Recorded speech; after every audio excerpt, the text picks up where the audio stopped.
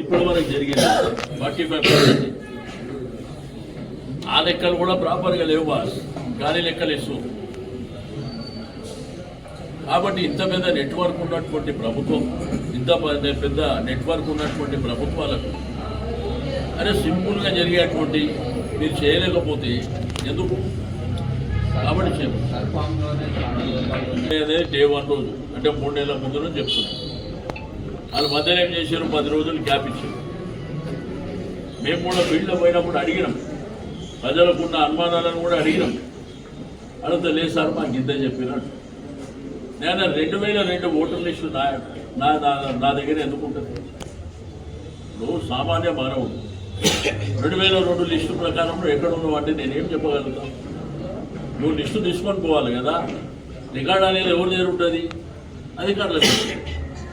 Direct మన ఇంటికి వచ్చి 2002లో నువ్వు ఏం చేసినావు, నువ్వు ఎవరు కోట్ చేసినావు, నువ్వు ఈడు ఉన్నావా వేరే దగ్గర ఉన్నావా అంటే నేను ఏం చెప్పగలుగుతాను?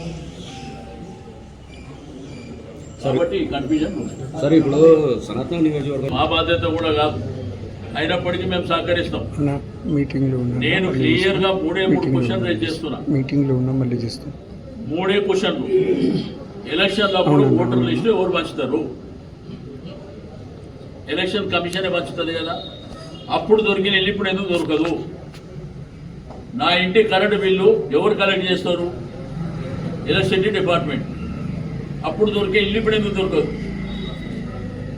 నా ఇంట్లో వాటర్ వర్క్స్ బిల్ కలెక్ట్ చేస్తుంది, అప్పుడు దొరకదు, ఇప్పుడు ఎట్లా దొరుకు? అప్పుడు దొరికింది కదా నీకు. ఇవి సరిపోతాయి కదా. ఎందుకు ఈ ప్రజలను అంతా కన్ఫ్యూజన్ చేసి ఆగా మేఘాల మీద ఓ ప్రపంచం కింద మీద అయినట్టు, ఎస్ఐఆర్ అంటే ఓ భూతం అన్నట్టు? అది కాదు కదా.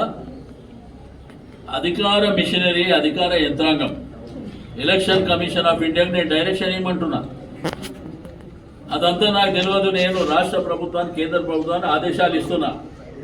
ప్రతి ఇంట్లో ఉన్నటువంటి ప్రతి ఒక్కరు ఇలా ఎన్రోల్ కావాల్సిందని నువ్వు డైరెక్షన్ ఇ. అప్పుడు ఎట్లా చేయాలో చూస్తాం. ఇప్పుడు సనత్ నగర్ సమస్య కాదు, రాష్ట్ర వ్యాప్తంగా ఇదే సమస్య ఉంది. రెండోది వచ్చేసి సనత్ నగర్ లో 3 డివిజన్లో రేపు అమ్మవారి భవనాలు ఉన్నాయి. ఈ సందర్భంలో ప్రజలు బిజీగా ఉన్నారు, వీళ్ళందరూ ఉన్నారు. ఇప్పుడు సమయం కూడా మా కార్యకర్తలను యాక్టివేట్ చేసుకుంటాం, ఇంటింటికి పంపిస్తాం, అదొక ఇష్యూ. దాంతోపాటు ప్రజలతో కూడా సామాజిక బాధ్యతనే కాదు, సొంత బాధ్యత. నేను సేమ్ టైం కేంద్ర election commission of India demand చేస్తున్నా, కేంద్ర రాష్ట్ర ప్రభుత్వాలకు డైరెక్షన్ ఇవ్వండి. ఇంత పెద్ద మిషనరీ నెట్వర్క్, అరే ప్రపంచంలో మనం చాలా అడ్వాన్స్ ఉన్నాం. ఆర్టిఫిషియల్ ఇంటెలిజెన్సీ, నీకు ఉన్న నెట్వర్క్ కానీ, ల్యాప్టాప్లు కానీ, కమ్యూనికేషన్ వ్యవస్థ సెల్ ఫోన్లలో కానీ ఎక్కడున్నాం మనం? అంటే ఈ రాష్ట్రంలో ఉన్నటువంటి పౌరుడు, ఏ ఒక్క పౌరుడు మిస్ కావడానికి వీల్లేదు. మీ దగ్గర మిషనరీ ఉన్నది కాబట్టి ఇంకొక 6 నెలలు ఎక్స్టెండ్ చేసి రాష్ట్ర ప్రభుత్వంలో ఉన్నటువంటి అన్ని డిపార్ట్మెంట్లని దీని మీద ఫోకస్ పెట్టి, గవర్నమెంట్ ఆఫ్ ఇండియా అధికారులను కూడా దీని మీద ఫోకస్ పెట్టి, సింపుల్గా నేను చెప్పేది, ఎలక్షన్లప్పుడు ఓటర్ డిస్ట్రిబ్యూషన్ అని ఇంటింటికి మీరు వచ్చిస్తున్నారు కదా. ఆ రోజు దొరికిన ఇల్లు ఈ రోజు నీకు ఎందుకు దొరకదు? ఇంట్లో కరెంటు బిల్లు కోసం వస్తున్నావు, నా బిల్లు నేను కట్టకపోతే నువ్వు కట్ చేస్తున్నావు, మరి అప్పుడు దొరికిన ఇల్లు ఇప్పుడు ఎందుకు దొరకదు?